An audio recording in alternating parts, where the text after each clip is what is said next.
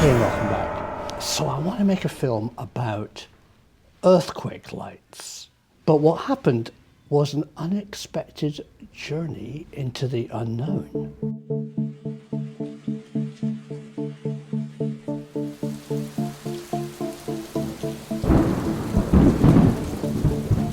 This is two films. Firstly, my preconceived notion of how the earthquake light phenomenon works.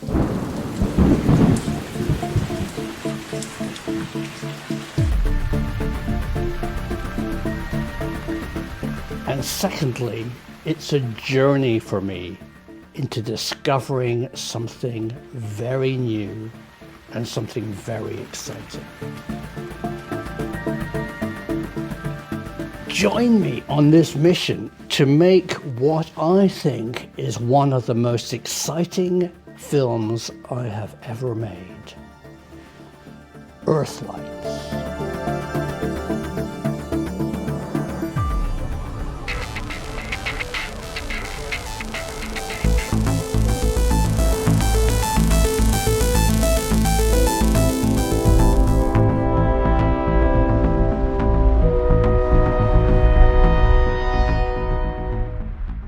For centuries, eyewitnesses have reported seeing an inexplicable phenomenon. Strange lights emerging from the ground, or weird glowing lights in the sky.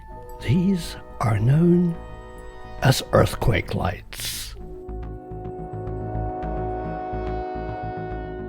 Today, a fascinating new theory confirms they are real and offers a possible explanation, one drawn from existing laws of physics that explain how rocks under immense pressure might emit light. I became fascinated by strange earth phenomenon as a child. The Brocken, Will-o'-the-Wisp, St Elmo's Fire, and a story from North Wales of pillars of light rising out of the ground. For hundreds of years there have been legends associated with strange earthlights. They were a possible source for dragon sightings, ghosts, evil spirits, and in our culture, flying saucers. Most of these reports came from places in the world with strong seismic activity. But earthquake lights, due to their fleeting nature, have been hard for the scientific community to research, record, or explain. Few photographs exist. Even today, with camera phones, there are only a few blurry snaps and some CCTV footage. But all that changed on the 13th of March 2011, when the Sakurajima volcano erupted in Japan. Scientists studying the volcano had set up a remote camera to record any possible volcanic activity. What they recorded stunned them. For the first time, the Earthlight phenomenon was recorded in real time. What this footage triggered was possibly a whole new scientific model of how these lights could be produced. To understand this new theory, you first have to understand a very ancient concept: how light is made.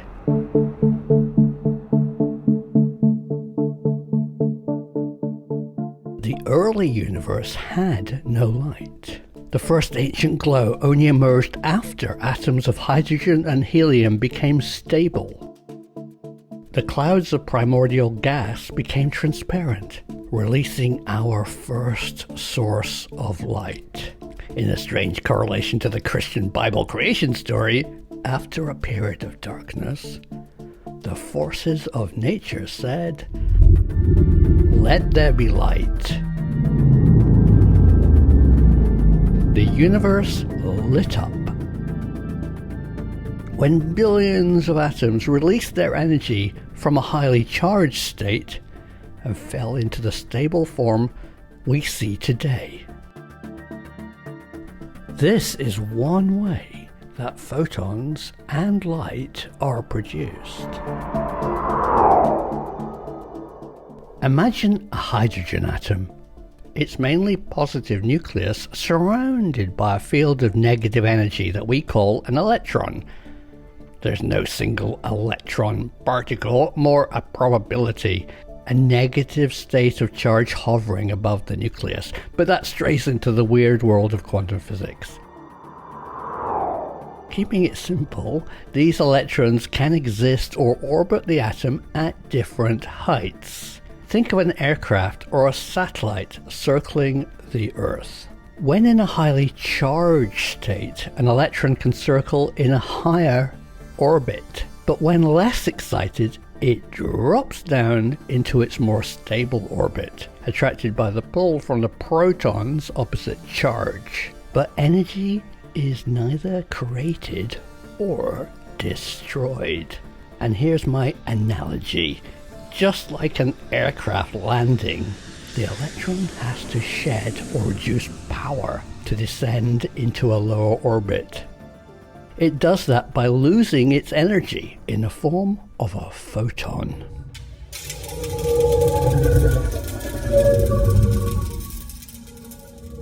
And that is how light is produced by atoms. Well, when I say light, I mean energy in the electromagnetic spectrum. Of course, us humans only see a tiny range of that energy with our eyes, just a few frequencies from red to blue. There are many more, clearly visible to instruments with sensors tuned to those frequencies. But the most important thing to understand about this process is light is only produced when an atom or an electron loses energy. No light is produced when it's in an excited state. This fundamental law of physics might well reveal one mechanism that produces earthquake lights, but supporting evidence was hard to find. There have been a few brave souls who took on the challenge of searching for a way the Earth could produce light. One theory is this: the piezoelectric effect. This works when certain minerals, mainly quartz, is crushed and suddenly released. The crystalline structure can compress and slide past each other. As its facets spring back into shape, a small amount of electrical energy is generated, enough to make a spark and light your barbecue. Given the vast pressure of an earthquake, it seems possible that quartz, buried deep inside the Earth, could cause a giant spark, maybe enough to ionize air and turn it into a glowing plasma. But earthquake lights occur in regions devoid of quartz.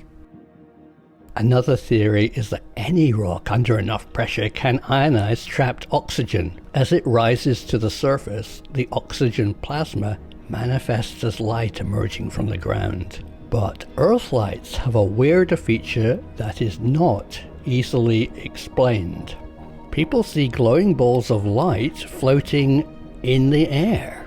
These have been mistaken for UFOs, and in fact are the origin of the term flying saucer.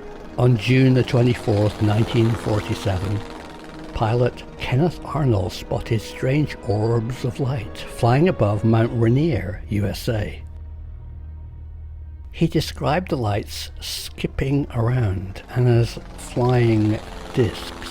His sighting soon got press interest, and a copywriter for an Oregon newspaper changed Arnold's description of flying discs into the headline, "Flying Saucers." This was a time of post-World War II tension, and alien invasion was on everyone's mind. The rest is history. Not so well reported was the fact that recent earthquakes had occurred in the Mount Rainier area. It is now suspected that Kenneth Arnold saw earthquake lights over the seismically active peak. But the Sakurajima volcano holds a clue that possibly reveals what is going on deep underground.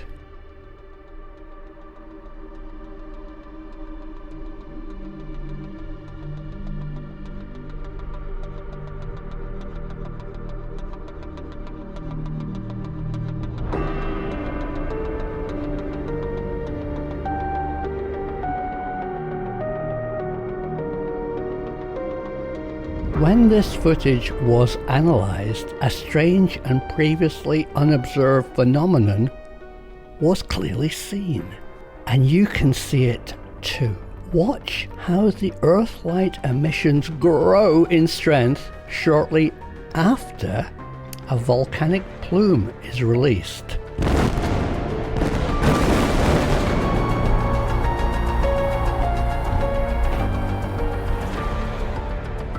This seems to support the idea of immense forces changing the state of matter. Under pressure, electrons could be forced into higher orbits. Then, as the pressure is released, light is generated. Here it is again.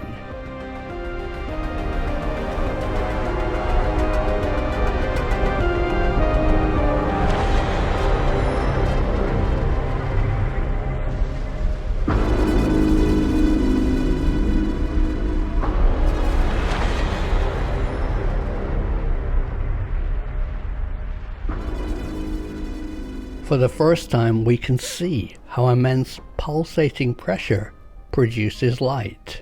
Is this atomic theory of atoms emitting photons when excited and returning to a stable state the real answer to this riddle?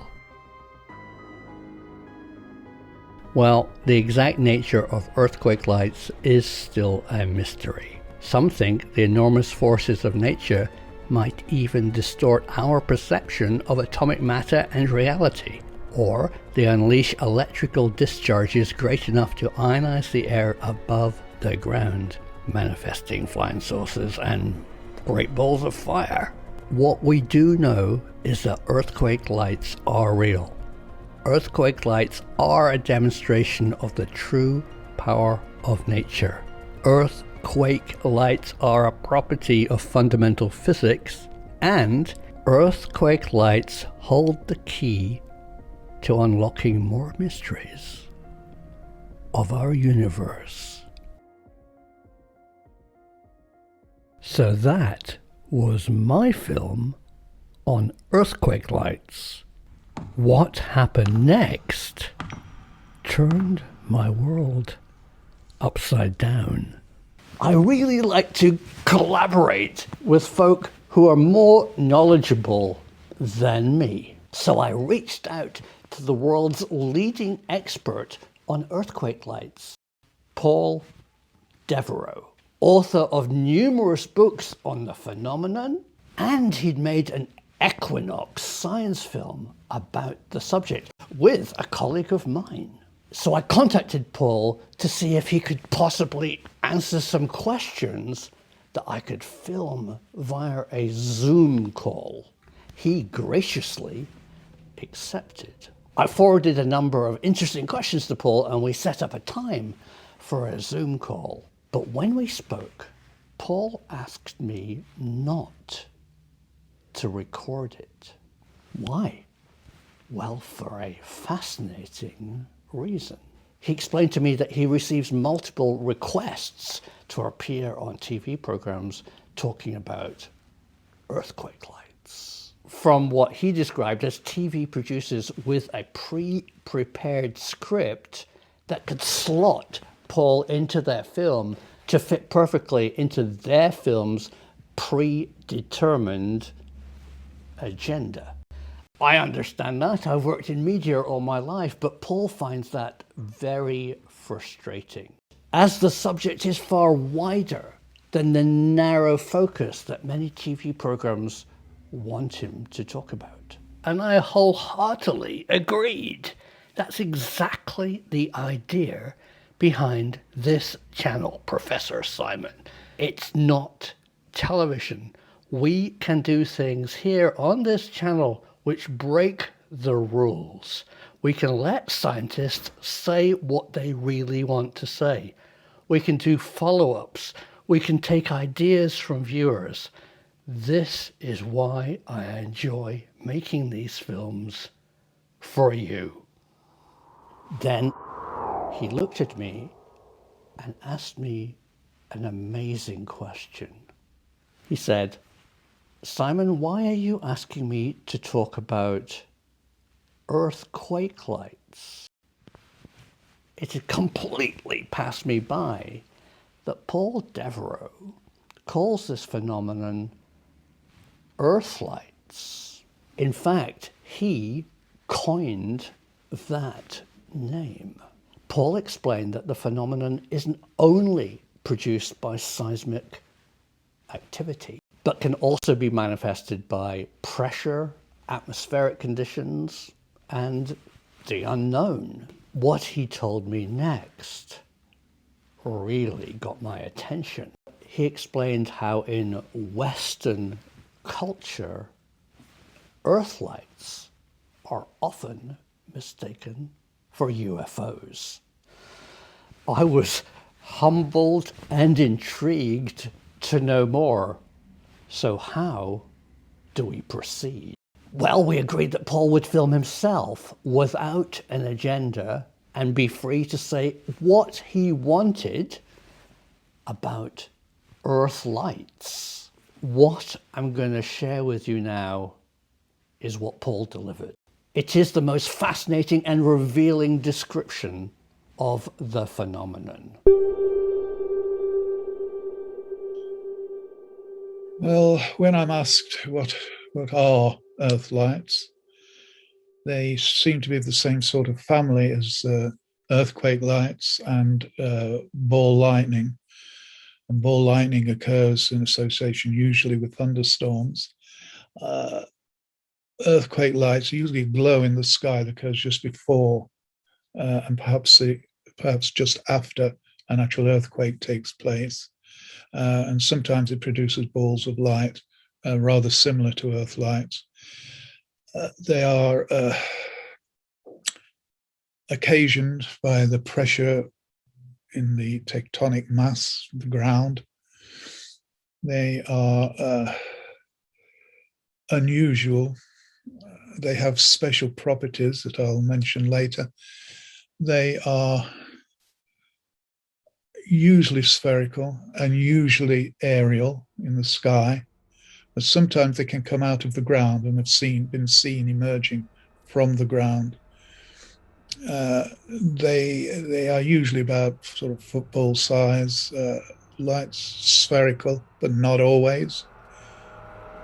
They are usually luminous, hence lights, but they are can also be black, pitch black.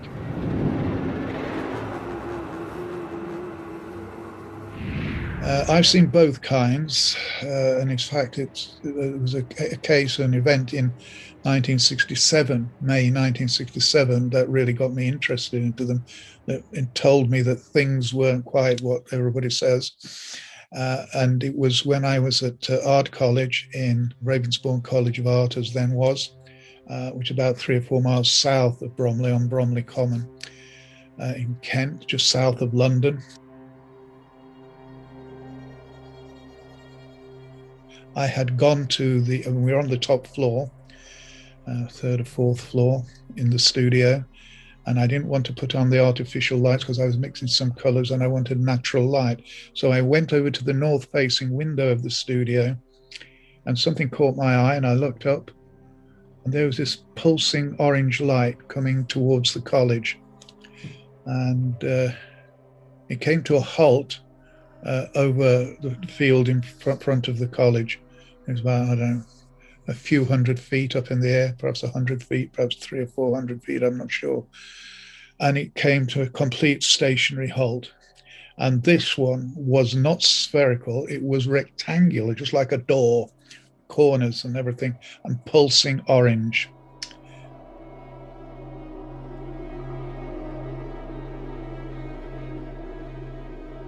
I was shocked. I couldn't say anything for a few minutes, and I called out to other people who were still working late in the college. It was in the late afternoon, early evening in May. So there's still light outside, but it was getting dark inside the studio without artificial lighting. Hence, I was at the window. This thing came down and was just pulsing there. I called out to the others, so other people saw this as well. And also I saw that out on the car park below, people were coming, streaming out of the ground floor of the college, looking up at this thing. So a lot of people saw it. Pulsing rectangular light. And it did other things, but I won't go into that. It sort of changed its shape. It was just riveting.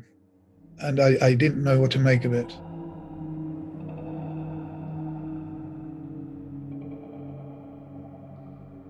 Finally, when it faded, it left a sort of rosy smudge in the sky for about 15 minutes. It was a prolonged event. What we found out the next day, that a video crew from the college, training to be TV technicians and so on, about a mile and a half south of the college, there was a place called Keston Ponds. And one of these ponds had actually got a reputation for having poltergeist activity around it. Anyway, the group from the college had just packed up all their equipment when this ball of white light came down and hovered over that particular pond. And I talked to people afterwards, and they said, well, it was like white, glowing, but there was a brighter sort of almost crescent shape inside its core. And it was a sort of football-sized thing. And it hissed, and everybody looked at it shocked, and then it flew off. So this was happening at more or less the same time, or just after we saw this rectangle of light. So this was a pretty impressive event. In 1967, there was quite a lot of reported UFO activity, but this sort of seemed to me something out of an Old Testament rather than any spacecraft or anything. It had a huge impact on me, as you can imagine. Nobody would believe you except people who saw it. And people actually saw it from different angles, by the way. So consequently, when years later, when I started researching these things, and I researched them in outback Australia, where they're called Min lights, amongst other things. I've studied them in the Americas, for example, in Marfa, Texas, where people see lights. But basically, they are anomalous light forms. Now, interestingly, about 2 or 3 months after the sighting of this thing at the college, I was with a group of friends hanging an exhibition at a gallery in Norwich, and we were driving back one late sunny afternoon, about in Suffolk, I think we were, somewhere along there.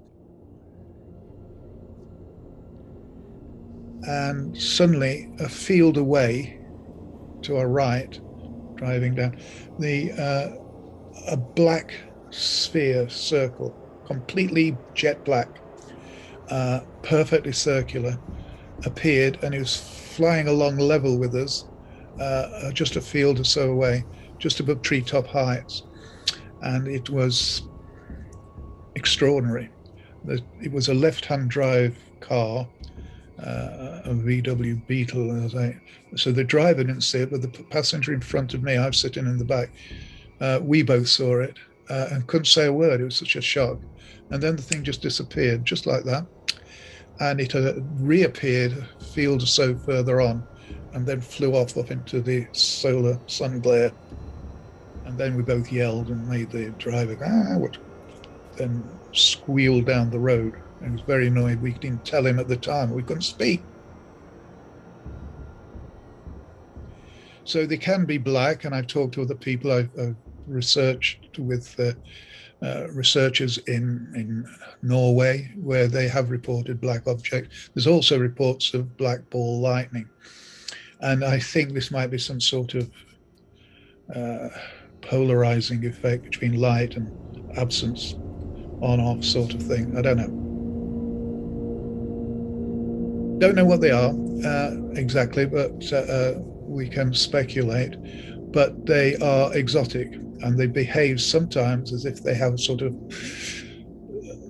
animal-like intelligence. Uh, they're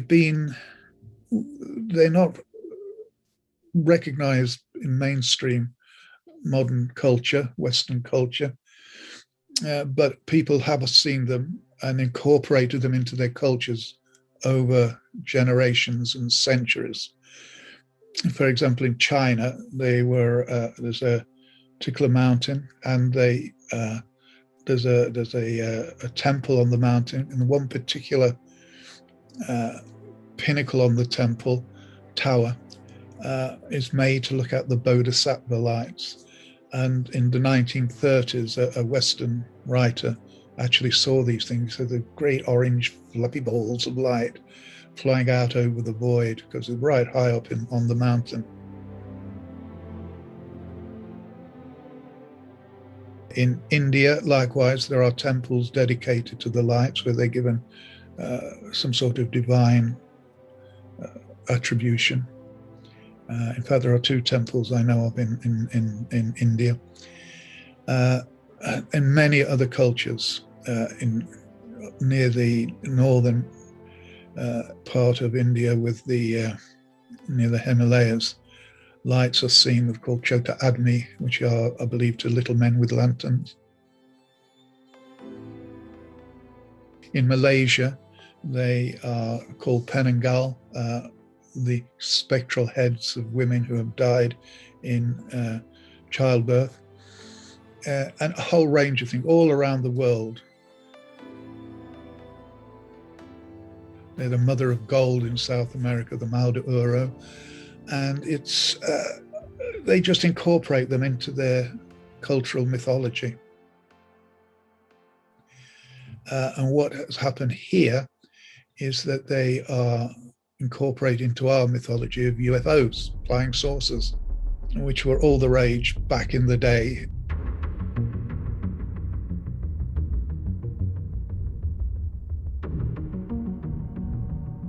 I call them, coined the term Earthlights, because I wanted to separate them from the idea of flying extraterrestrial craft. These things belong to the Earth in some way. And we know the Earth can produce light. In fact, you can demonstrate it yourself if you want. You can get 2 chunks of white quartz, rock quartz, darkened room, rub them together, and they'll produce light. Triboluminescence, it's called, electrical effect, produces photons. We perhaps seeing that on a large scale with earthquake, tectonic movement, and so on. But they are seen, another distinction from earthquake lights, they're not all seen in conjunction with earthquakes. Other things can trigger it, sort of reservoirs, bodies of water, lakes. They are the water pressure on the underlying geology can sometimes generate electrical phenomena. That's what they are, plasma above them. So earthlights can be produced in that way. I suspect there's also atmospheric pressures. I've seen one of those. In fact, I remember we used to live in Cornwall in southwest England. And back in the mid-1990s, there was an earthquake, quite a large one for the British Isles. But about a year or so, 18 months before the earthquake, I remember coming back with some friends about midnight, and we saw balls of golden light, quite large, dropping out of the cloud base very softly, silently, at an angle. And this happened 3 or 4 times as we watched, because we pulled the car in to have a look. And the staggering, but that was it. We didn't know anything about an earthquake that was coming, so I think pressure was building then. It's called the tectonic stress theory, that might be generate these lights. When the earthquake did strike, just before, the Geological Survey came down to take down reports of light phenomena in Cornwall. Moonlight lights are slowly faded, or rectangular lights moving jerkily and then disappearing, and so forth. Consistent accounts and descriptions across the county of the thing. And the epicenter was just on the coast of Cornwall when the earthquake did come. So they definitely happen. They are seen, and we don't really know what them. But my interest was from those early experiences and subsequent ones when I was researching. And we have produced TV documentaries on them. I've written 2 or 3 books on them, and also chapters in books. So if you want to check out the details, you can there. You can't really explain them just in the spoken word. So other people have seen them. They've seen them down the ages. They are definite phenomena. And they have, as I said, curious and exotic characteristics. The exact nature of them is unknown. They are presumably some form of plasma. They have unusual characteristics, as I said, and they have sometimes the lights display things you would expect at a subatomic level,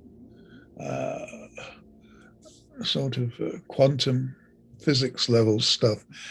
For example, in 1905, there was a very well attested outbreak of light phenomena in Wales, near the Llyn Peninsula, which is a repeater epicenter for small quakes, but sometimes rather larger quakes in Wales. And in 1905, this outbreak of lights occurred. It was associated with a religious outbreak of a particular type of Christianity, which may be accidental, I don't know. But between a place in Barmouth and the Llyn Peninsula, there is a great major fault called the Mokros Fault. And we were able to plot, because it was very well described, and newsmen came from London and everybody. So we have a clear idea where these lights, often, as I say, from the ground, they went seen coming up. Sometimes there were columns of light, shapes, triangles, circles, all sorts of things. And we were able to plot more or less their exact emergence. And when you see the whole thing, it's like you see the lights all along the Mokros Fault. In one case, there's a chapel with a field in front of it that is exactly on the Mokros Fault. And people had seen ruby red lights, 3, emerge out of the field, out of the ground. And the lights moved around, and 2 of them fused together, and then they flew off. On another occasion, a light appeared, and like a blue bar of light hovering over the road in another area where there was a lot of outbreaks in this Welsh outbreak. But the thing is, on one side, witnesses could see it. On the other side, they couldn't see anything. And there's a number of cases around the world of lights being seen in one direction, but not in another. So they are behaving like some macro quantal event. So there's some level there. So they are exotic, I think, plasma phenomena. I've talked to people all over the world who have researched them, seen them, filmed them, photographed them, and they are an unresearched area, I think, of nature's rich store of mysteries. And I think they have a lot to teach us if we were even looking. And only the fringe are looking at them. They've got immediately merged into UFOs. And I'm not sure what UFOs are, but these aren't spacecraft. These aren't extraterrestrial. They are terrestrial. They are Earthlights. Wow, thank you, Paul. That was fascinating. Brilliant research, personal insights, and a startling conclusion. That Earthlights are real. Earthlights might just explain a number of UFO sightings. Earthlights are seen all over the world, and science and independent thinkers need to accept this reality and start studying a whole new, misunderstood force of nature. The truth is out there, waiting to be discovered. And you can discover Paul Devereux's website at pauldevereux.co.uk.